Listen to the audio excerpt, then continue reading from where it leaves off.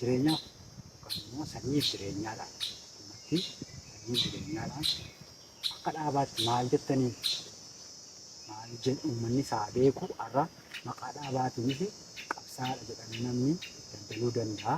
Isa kanarratti maal jedhu murtoo walii galataa jira.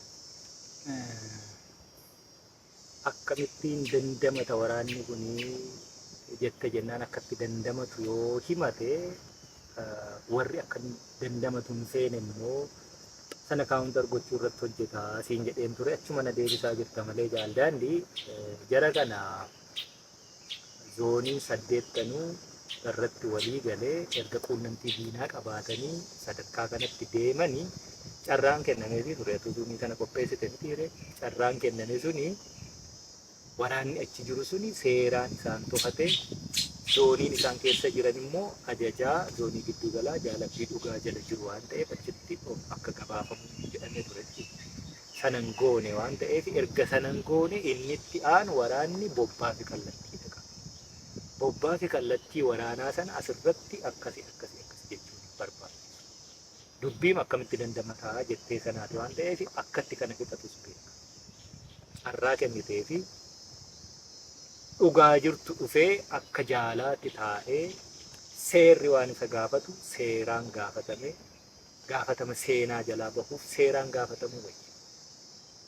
Kana godhatee xumurachuuf erga didee kallattiin kaahame suni kallattii bobbaa waraanaa ganzoonii hundaa. Kallattii bobbaa waraanaa kana immoo akkamittiinidha eessa taa'ee maalittiin jettu maal jedhamee akka dhaabaatti murtiin jiru maal fakkaataa yoo jedhe murtii dhaabaa miidiyaa irratti miti kan beeku.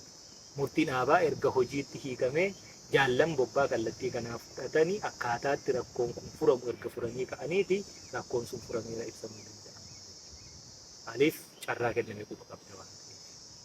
Situ walitti muka baatu waan ta'eef. Waraanni hundi isaa achi keessatti nyaaba quunnamuu hin danda'u, gowwoomfamaan jiraachuu danda'a, wallaalaan jiraachuu danda'a. Gatii maramaddiin isaa immoo achi ta'e achi taa'aa jiru jiraachuu danda'a waan ta'eef suni akkaataatti jaarmiyaatti dhuunfatanii itti himamu. Jaarmiyaatti dacha'aa jira.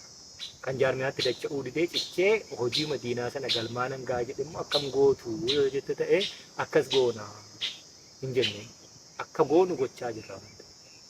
Akka goonu yeroo gabaabaatti gaafa rakkoo dinagdee kana rivaayiv gochuuf hojjetan ta'ee nagaas immoo hin jiru biyyattii keessa lolaa jira.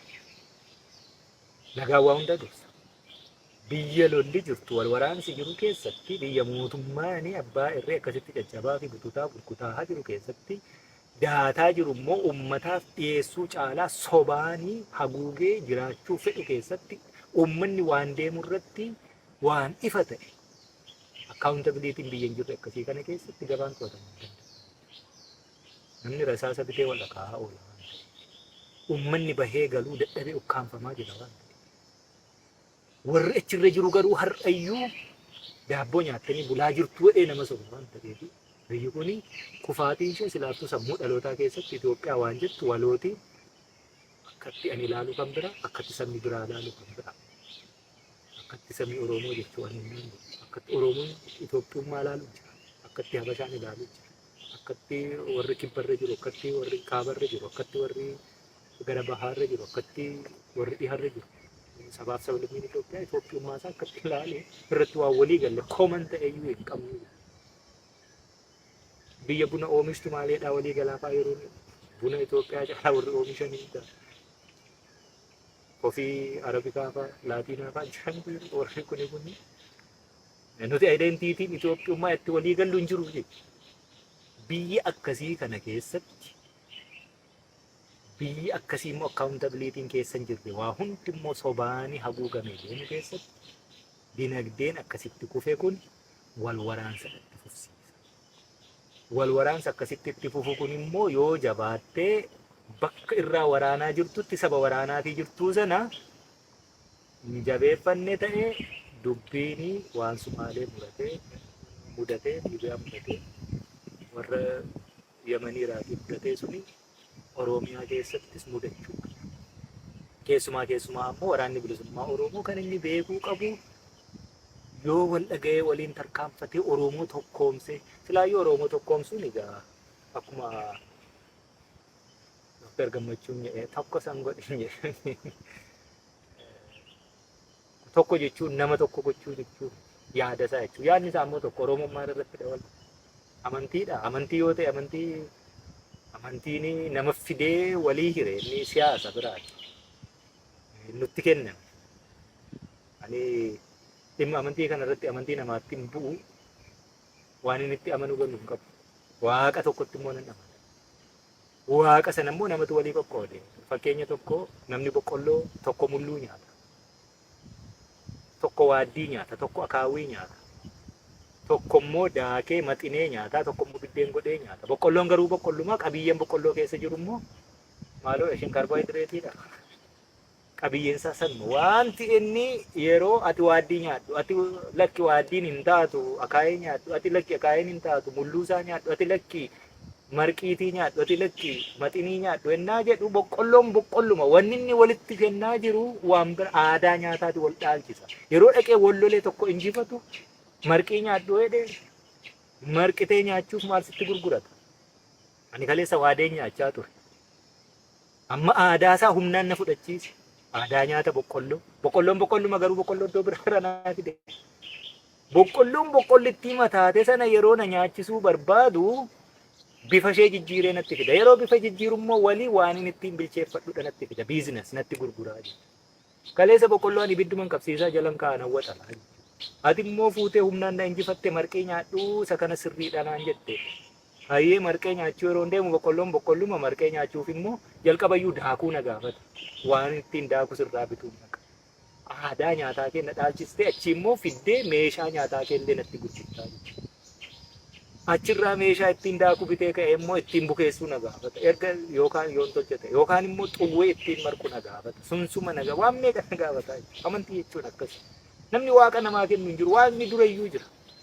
Jabbiin gaafa dhalattu jalqabeessa deemti jaalladhi. Gara harma haadha mucha haadhaa qabachuudha. Eenyutu xaddisiisa? Waaqa jechuun akkasii hafuuraa jechuudha. Nama keessa jiraata gaafa dhalattu. Namni nama fudhachiisu jiru. Namni namaa kennis namni namarraa fudhatu jiru. Inni Awurooppaarraa asii as nutti dhufe yoo Afrikaatu gara Awurooppaatti kolonii gaggeesseera ta'e silaa namni yoo nama ree wachaa laga bu'a ta'uu danda'a. Faranjiin jechuudha. Kanaafiyyuu Oromoon amantiin iyyuu adda sambaafi namaaf fideetti galu. Akkatti kennametti immoo Islaamaa ta'u Kiristaana. Waaqeffataa ta'u waan barbaadeyyuu haa ta'u kabajamee fi abbaan isaa fudhatee bula. Garuu wal nu waraanchisu. Gargar nu hin baasu. Namni hundiyyuu waaqni tokkumadha. Waaqa burree jedhee isa kana jedhee waaqa sii kennu hin jiru. Hooda sagadaa aadaa sagadaatii amantii sana akkaataa itti sagaddu uffata isaa waan meeqa akkaataa itti galma sagadaa sana ijaartu si jijjiirsiisa. Achi keessa immoo buusii guddaatu jira miseensa horachuudha. Kanaaf wal hawwachuu barbaada. Kanaaf wal ajjeesa malee waaqni achi taa'ee namaan naa ajjeese tolchee hin jiru. Waaqni tokko jiru sun immoo hafuurri sun akka jabbiin gaafa dhalattu otoo eenyuyyuutti nimiin duudaan sun kaatee mucha haadhaa qabattu sana amantiin hafuura nama keessa jiraata. Namni nama fudhachiisu nama. Kanaaf Oromoon amantiin wadda bo'achuu godha. Isa kutaa dhiisiisa maalii dhiisa. Ammoo amantiin kan dhuunfaati kan abbaati. Biyyi immoo kan waloo. Tokkummaa akkasii biyyi qabu. Kuni koomsine enne waan nuti dhaadannuu fi jiru jechuudha. Ilaalchi Dooktar Gammachuu illee akkasumatti tokko inni durayyuu tokko jiraatu. Waa waliin nu jiraachisutu baay'ee isaa malee waan gargar nu baasu homaayyuu hin jiru. Afaan Oromoo dubbata. Nyaati qaba. Oromiyaa immoo gabrummaa jalaa baasuu fi hiree qabsoorra jirru bilisummaa dhaban. Kanaaf uummata akkasii kana qabannee hiree impaayera Itoophiyaa keessatti hireen isaa maal ta'uu qabdi jettu sanarrattidha hojjechuun Oromoon inni keessa jirus inni ala jirus achi keessattuu uummanni Oromoo siyaasa keessatti baay'ee ga'a. Wareegama haa kaffaluyyuu malee hirmaannaa impaayera siyaasa Itoophiyaa jijjiiruu keessatti waggoota hedduu erga tokko hidhee walloon cabee kaasee hanga goda Boorana Wallagga gahutti duulli Minilik yeroos irratti deemee cabeetii booddee bayyanatee ka'ee siyaasa Itoophiyaa keessatti waa hedduu jijjiiruu irratti duubatti hafeera. Ammoo muka jigee ciisutti qottoon baay'ee. Silaa mukti qoree qabu guddaa jiru namni akka barbaade sarmee yaabbatee dameerraan murata. Kanaaf sabni of ijaaree yeroo dheeraa birookiraasii sana keessa ture wal dhagaa wal beeku. Sabni immoo xiqqoo akka Oromoo kana gabrummaa jala ture akka muka jigeeti waan jaartiifis hin salphatanii daa'imaafis hin salphatan. Dargaggeessas haa ta'u shamarranii isa humna qabu hin qabnee fi mukti jigee ciisu hunduu bahee qo'ataa jechuudha. Kanaaf Oromoo akkasitti yeroo qo'atanii gama gama isa qooduun sun baay'ee kun hafuu qaba. Dhaloota keessumaayyuu carraansaa dhaloota qubaas dhaloota qubee ta'es kanaaf lamaan isaa wal bira deemee ABO'n WBO'n siyaasa waraana waliin deemsisaa jiru kun hiree Oromoo san akkasitti murteessuuf deemu. Oromoon immoo kuma kitil maalii miileenaan jechuudha keessatti hirmaataa jiru kun burjaajii keessa wal gashuu dhiise quba walitti qabuu dhiise kan darbe silallee jalqabee jechuudha. Haguuyyumfamanii itti fakkaaseesaa ta'uu dadhabaniisaa ta'uu waan barbaade as irratti hojjechuurra warra kana nutu dhale nutu dhalchee nutu oomishe bu'aa oomisha keenyaati gabrummaa hundeen buqqisuu dadhabne dhaloota mootti guddisneerraa nuun jedhanii keessaa bahanii gadoomanii yoo ta'anii gaha as tuttuquunsu sa'a eegee ofii nyaattu ta'uu hin qabu yookaan sa'a mucha ofii hootu ta'uu jechuudha. ABO'n dargaggeessi amma qabsoo keessa jiru kun waan kana xumuratti gochuuf wareegama kaffalu gufuu ta'anii dura dhaabbachuu hin barbaachisu. Callisanii waan lafarra hin jirre waraana lafarra hin jirre waraana tolchanii jaarmiyaa maaloo idil addunyaa gamtaa maalii jaal daandii masaa hooggana ishee godhanii daandiin kunoo kan yookaan anumaan immoo gara biraa zoonii akkasii yoo hafe irra gaarii Oromoof hin taatu. Yoo rakkoon jiraatte Oromoo wal danda'a buusee walii kennuu danda'a. Ankanaachi ABO'n kallattii baaburicha hadiida sirrii qabsiisee deemu uummanni Oromoo kanatti jalatti hiriire diina lolu. Hireen biraan jiru. Diina immoo kan lolu qawwee qofaa hedduu jira. Kanaaf kana hundumaa keessatti qooda fudhatee Oromoon gara fuulduraatti waan uumamu kana keessatti kansaa dhadhaa mataasaa baafachuu danda'u irratti hojjechuu qaba. Sanaaf immoo gaachana akka ta'ee jiru waardiyaansaa waraana bilisummaa Oromoo ABO jala adda bilisummaa Oromoo waraana bilisummaa Oromoo jala dhaabatee jiru jala adeemaa jiru kana waan ta'eef uummanni Oromoo inni keessaas inni alaas ololaaf bolola waa hundumaaf bakka kennuu dhiisee kana hojjechuu. Ololtuun hin ololti malee utuma mortuun mortuusi hojii inni horuun mohoraa jechuudha. Akkasii. Dhaggeeffattootaaf daawwattoota keenya kan maree qophii addaatiin ajajaa olaanaa ABO jaalmarroo qaban yaadnee gara xumuraatti geessaa jirra. Yaada xumuraatiin gooticha waraana bilisummaa Oromoo dirree irra jiru akkasumas tokkummaa hooggansaa yeroo ammaa keessaa fulbaanaa 2024 irraa ka'ee erga waal ta'ee caasaan bumni sabaa kan qoree jira hojii jajjabduu jabaan tokkummaa bilisummaa Oromootti diina injifachaa jiru argame hojii jajjabaatu gaggeeffamaa jira. Ammas carraa kana bakka addaatti waraanas bilisummaattis argamu. Gooticha waraana bilisummaa Oromoo qaamolee qabsoo kana milkeessuuf socho'aa jiranii uummata Oromootiin dhaamsan gabaabinaan yaada keessatti. Ayyee fayyaa ta'ii waraanni bilisummaa Oromoo hooggana qondaala miseensa hundi isaatu jechuudha. Hooggana itti erga ta'ee wal dhaga'ee elaamee akka qabee fi qadaadaatti walitti galee hojjechaa jira. Waan sana irratti waan hin jedhu hin qabu hin jijjiiramiin haa dabaluu wal dhaga'uu jirra wal dhaggeeffatuu jirra. Qilleensi nun seeniin akkasumatti itti fufnaa suni silaaftuu yeroo irraa yerootti wal argina waan ta'eef carraa kanaanis akkasuma jechuun barbaada. Hooggana taanee qondaalli waraana bilisummaa Oromoo dirree Oromiyaa zooniilee hunda keessa jiru lolee lolchiisu qorameellee ilaaleera lafa hooggansisaan jirretti. Kanaaf qondaala yeroo dheeraa keessa muuxannoo lolaa horatee saayinsii lolaa itti du'ee dogoggora isaarraa barate waan ta'eef caalaatti kanaa olitti qophii adeemu hooggansisaa wal ta'ee karoora baafatee kallattii kennuu fi fuudhee miseensatti dabarsee hojiitti hiikuu keessatti daran dachaa ammallee dirqama dachaa bakka of qopheessu akkasumas immoo miseensi waraana bilisummaa Oromoo guutuu Oromiyaa keessa jiru isa kanaan duraa caalaa naamusni isaa akka sibiilaa jabaatee hawaasa isaa keessatti roorroon diinarraayyuu isa gaha waan ta'eefi roorroo sirna dhablummaa naamusa cabsuu kana hundumaarraa of qusatee maqaasaa tiksatee maqaa silaa diinnillee nu gurraachessu baay'ee jira waan ta'eef isa sanallee farrasaa qopheessee irraa of eegee uummata Oromoo yoo beela'e waliin yoo qabaates waliin ba'aasaa gargaaree rakkoo isaa gargaaree rakkoo furuufii gargaaree kallattiidhaan kenname akkasiin ta'ee jira waan ta'eef dirqama isaa immoo dirree lolaa irratti baatu qondaala isaatiin itti kennamu hoggana isaa irraa itti dhufu hojiitti hiikuuf of qopheessuu bakka jiru hundumaatti immoo wal itichaa deemu kanaan dura mooraa leenjii marsaa kamirratti akka ta'e beeku dubbii baalli tokko yoo mukarraa buute mukicha waamniitu hin qabdu mukichi deebi'ee nu malatisa baalli sun garuu ofii cittee dhibbaddi biyyootti makamti waan ta'eef haga hiddaan buqqee hin bannetti jira taanaan lalisaadha. Kanaaf ABO'n akka qilxuu hiddisaa yeroo dheeraa lafa keessa gaffagaatee bubbeen kamuu hin raafneeti waan ta'eef qobboo taatanii jigiina yookaan immoo baala qilxuu sanarraa bubuutu taatanii ofumaaf hirbaata diinaa hin ta'iina. Bakka jirtanii jaarmiyaa itti galtanii hojii hojjechuuf of qopheessaa. Waraanni bilisummaa Oromoo inni jaarmiyaa keessa jiruu fi warra akkasittiin illee baala qilxuurraa buute ta'ee jiru kanallee fayyisuuf inni deemaa jiru sun silaayyuu dirqama isaa beeka.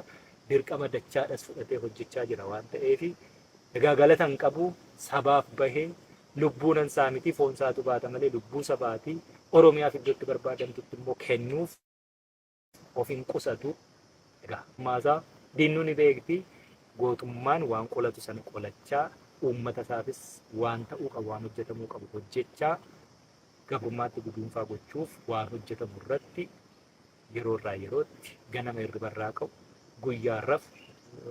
guyyaa oolee galgala rafuuf deemu keessatti ganama narrabaa ka'u maalan hojjechuuf jira har'a Oromoo fi hireen amma lubbuun jirutti galgala immoo har'a ooleera maalan hojjechaa oole lubbuun jira halkan kana immoo waan hin dogoggore waan hin sirreesse qabsoon maalirraan irraa eegdi kan hundumaa of gaafachaa qabsoo haa tarkaanfachiifnu dhaamsa kiyyaa waraana bilisummaa Oromoo baay'eensaa inni amanu numa amanaa gariin immoo jaan argine malee amanu ka'e ololallee gaa wallaalaan keedduun jira jaalmarrooni faqatee faadiidoo jira jedhanii egaa kun Taanzaaniyaa miti Oromiyaa ama inni kunis dirree qabsoo irra jira qabsoon immoo nama laalanii miti kaayyoo laalaniiti kaayyoon immoo kaayyoo kumnikiti irratti wareegame dhiigaanidha barreeffame lafeenidha utubame lubbuudhaanidha tikfame waan ta'eef kaayyoo sana hordofaa barbaadaa fayyaa ta'e jaalladhi egaa sigaa kana caalaa atis